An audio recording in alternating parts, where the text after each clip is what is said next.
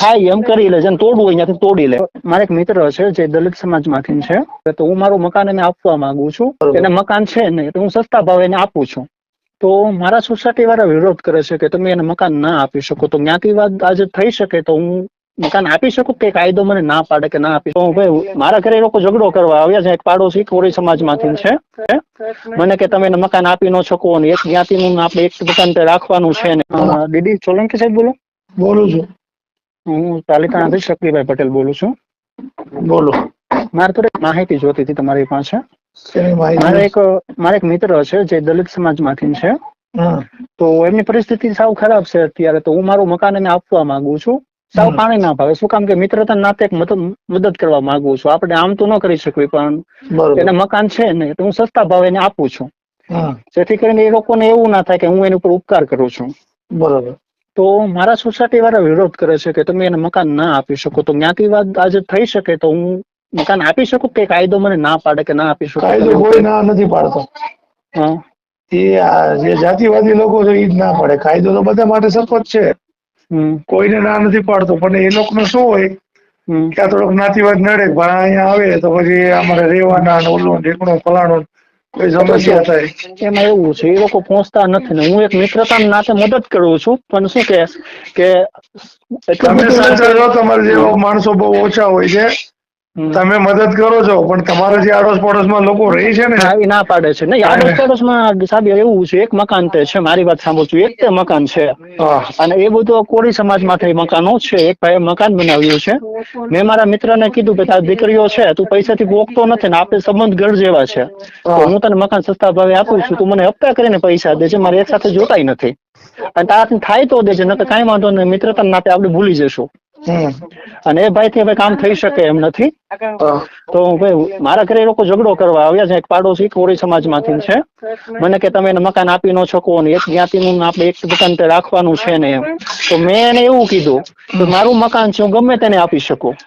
પછી એ જે વ્યક્તિ પોલોટિંગ નું જેને પાડેલું છે ને એ લોકો ના પાડે છે. એટલે મારાથી એને ફોનમાં ગાળ નથી દેવાઈ ગઈ, મૌખિક ગાળ દેવાઈ ગઈ છે કે ભાઈ મેં કીધું એના બાપનું મકાન નથી, મિલકત મારી છે, હું ગમે તેને આપી શકું. બરોબર છે. થાય એમ કરી લે, જેને તોડવું હોય ત્યાંથી તોડી લે. બરોબર છે. તો એ લોકો તેમ દબાવવા માંગે કે નહીં, આપણે જ્ઞાતિ અમે આપણે આ છીએ, એ લોકોને મકાન ના દેવાય. શું કામ હું ના દઈ શકું? કે મારે આમાં હું કઈ બોલું તો એ કોઈ કાયદાનો સહારો લઈને મને લોકઅપમાં ફિટ પણ કરાવી શકે? આવું તો ના થાય ને. કોઈ વસ્તુ કઈ ન થાય. તમે ઉલટાના એ લોકો ઉપર તમે ફરિયાદ કરી શકો. તમે ને તમારા જે મિત્ર ને તમે પેલા છે ને, તમારે જો દેવાનું હોય દેવાનું ફાઇનલ છે. હા, તો તમે પેલા છે ને વકીલ પાસે જઈને તમારે જે કઈ સાટાઘાટ કરવાના હોય કે 300 રૂપિયાના સ્ટેમ્પ પેપર ઉપર કે જે કઈ લખાણ કરવાનું હોય કરી નાખો તમે. પછી તમે આ લોકોને સમજાવો કે મેં આ ભાઈને દઈ દીધું છે, અમારી વચ્ચે કરાર થઈ ગયા છે, બરોબર. તમે કઈ પ્રેશર કરશો તો હું તમારી વિરુદ્ધ કાયદેસરની કાર્યવાહી કરીશ. પછી આ લોકોને તમને ધમકાવે ડરાવે કઈ કરે એટલે સીધું તમે પોલીસ સ્ટેશન છે ને અરજી કરી નાખો. ભાઈ મેં મારી મરજીથી મારું મકાન છે, મારી માલિકીનું, બરોબર. મારો મિત્ર છે તો હું અનુસૂચિત જાતિનો છે તો હું એને વેચું છું ને આ લોકો મને બરોબર ન વેચવાની ધાક ધમકીઓ આપે છે કે ભારતનું સંવિધાન એવું છે કે કોઈ પણ વસ્તુ કોઈને વેચવી હોય, બરોબર, કોઈને આપવું હોય તો ઈ કોઈને વિરોધ ન કરી શકે કે એમાં જાતિવાદ ન કરી શકે. જો આવું જાતિવાદ કરે તો એની પર ફરિયાદ દાખલ થાય. એટલે જો મારી વાત સાંભળો, તમારો સમાજ મારી સાથે ઉભો રહી જાય, મારે દિલ ખોલીને એને દેવું છે ને આય નથી, બરોબર. મારા મનમાં કોઈ પાપ નથી, હું મદદ કરવા માંગુ છું, મારે ખાલી મદદની ભાવના છે. એ વ્યક્તિને કઈ રીતનો ઝટકો આવી ગયેલો છે, આંચકો, 3 દીકરીઓ છે, તો આપણે બીજું કઈ ને એટલું આશરો તો હું આપી શકું ને એમ અત્યારે. ના ના, તમે આપો એમાં કઈ વાંધો નથી. તમને કોઈ ના પાડે મને ફોન કરજો. તમે પોલીસ સ્ટેશન તમે એક અરજી કરી નાખો કે ભાઈ મારે મારા મિત્રતા નાતે મદદના નાતે કે જે રીતે મારી માલિકીનું છે હું વેચું છું, તો મને આ લોકો ધાક ધમકી દઈને ના પાડે છે. એને જે માકા પ્લોટિંગ પાડેલું છે ને, રાજકારણી માણસ છે, તો એને મને ના પાડે કે તું નો આપી શકે. કેમ કે તો પછી મેં પાડેલી છે તો દસ્તાવેજમાં એવું કઈ લખેલું નથી. વાત કરાવજો ને. ને દસ્તાવેજમાં આવું કઈ લખેલું નથી. કોઈ લખી ન શકે, લખે તો એની પર ફરિયાદ થાય. એવો કોઈ નિયમ હોતો જ નથી ભાઈ. દેશમાં ક્યાંય કોઈ એવો નિયમ જ નથી. ફરિયાદ થાય રાજકોટ હોય, અમદાવાદ હોય, ગમે ત્યાં હોય. એટલે મેં તમારી માહિતી વેચાતી વસ્તુ હોય ને હા. બરોબર, એમાં કોઈ ના પાડી શકે નહીં. તો હું આ વ્યક્તિને ખાનગીમાં દસ્તાવેજ બનાવી દઉં તો ન ચાલે? ચાલે, મારે તો ચાલે. મિત્રતા છે, હું ખાનગીમાં જોડે બનાવી દઉં. મકાન ક્યાં બતાવવાનું છે? મકાન એને જોયું છે. મારે એ કાંઈ તમે પૈસા વેચી સાથે નાખો, નથી. તમે તમારા વેચાણ કરાર થઈ જાય પછી ને તમે કહી દેજો મેં આને વેચી નાખ્યું, તો જ્યાં ખીલી મારવા હોય મારી દેજે લગી.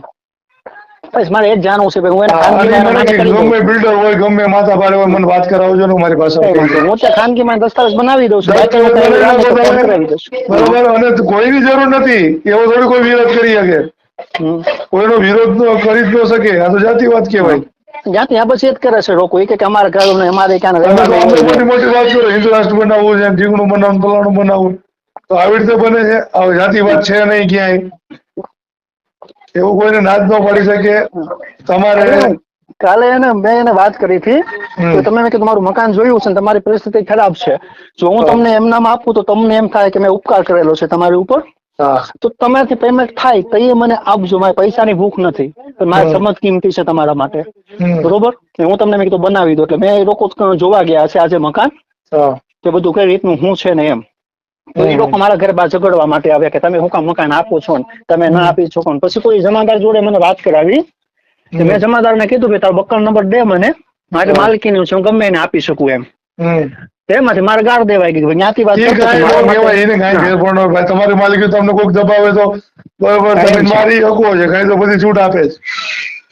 તમારી માલિકીમાં કોઈ તમને ધાક ધમકી દેવા આવે, તમને કે અમે કે એમ કરવાનું, તો કોઈ બાપનું થોડી છે.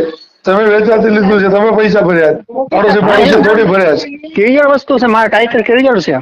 તમે ક્યાં કોઈ દારૂ વેચો છો કે 2 નંબરના ધંધા કરો છો, કુટણખાના ચલાવો છો? પટેલ નો દીકરો છું, બરોબર? અને હું મારે ખાલી બીજું કોઈ ભાવ નહીં નથી કે આ લોકો પાડોશી ઈ જે માણસ છે ને, ભાવના હોય કે ન હોય, એમ તમારી માલિકીનું છે, તમને કોઈ રોકી શકે નહીં. કોઈ ન રોકી શકે એમ વાત છે. કોઈ રીતે એમ કે તમે મુસલમાનના વેચો, હિન્દુના વેચો, ક્રિશ્ચનના, શીખના, મને તમારી મરજીની વાત છે. મને કે આ વાત ખોટો છે કે ભારતમાં સંવિધાન હાલે છે, કોઈ જાતિવાદના કોઈ શાસ્ત્ર હાલતા નથી. જો હું કાલ દસ્તાવેજ બનાવવા માટે એને લઈ જઈશ, બધી કાલ મારે મીટિંગ છે, બરોબર? એવું લાગે ને સાહેબ તો મત તમને ફોન કરીશ, કાલે કહી દેજો એને કંઈ. તમે બસ આ બિલ્ડર કોઈ હોય તેમ કહેવાનો ભાઈ કે આ સમાજના એના છે, યુવા ભીમસેનાના અધ્યક્ષ છે, બધા સમાજ માટે લડે છે કાયદાકીય રીતે, એની હારે વાત કરો ને કે તમારે જે કઈ સમસ્યા હોય એની. એમ તો કેવું છે ભાઈ, આ મારા મોટા ભાઈ છે, એની જોડે વાત કરી લો, બરોબર? બસ એટલી મદદ કરજો, ઓલા ભાઈ નું મકાન તો થઈ જાય. તમે પેલા રસ્તો કરી જ નાખો, આપણે કોઈની સલાહની, કોઈની કઈ પરમિશનની કઈ જરૂર નથી. કાલ બનાવી જ નાખું છું, બરોબર? ફોન કરીશ. બનાવી નાખીને પછી મને છે ને ઓલા વાત કરાવજો, બનાવી નાખ્યું એટલે એમ કે વધારે છે ને ભાઈ તારી પાસે તીર કમાન જે કઈ ભડાકા હોય લેતો આવજો. કાંઈ વાંધો તો હું કાલે વેચી નાખ્યું, કોર્ટમાં જા, પોલીસ સ્ટેશનમાં જ્યાં જવું હોય ત્યાં જા, તું અમને ધમકી દે તારી વિરુદ્ધ અમે જઈશ. તમે આને વેચી નાખો, અને વેચી નાખો, આને વેચી નાખ્યો, આટલી તારીખ સમયથી આ લોકો રહેવા આવવાના છે, બરોબર? એટલે એ લોકો પછી કઈક ધાક ધમકીને કઈ આપે ને, એટલે તમે અને ઓલા ભાઈ બે જઈને પોલીસ સ્ટેશનમાં જઈને ફરિયાદ કરી શકો. બસ કાંઈ વાંધો, જરૂર પડે કોલ કરીશ મેં તમને. એ હા, વાંધો. એ હા, જય ભીમ. જય.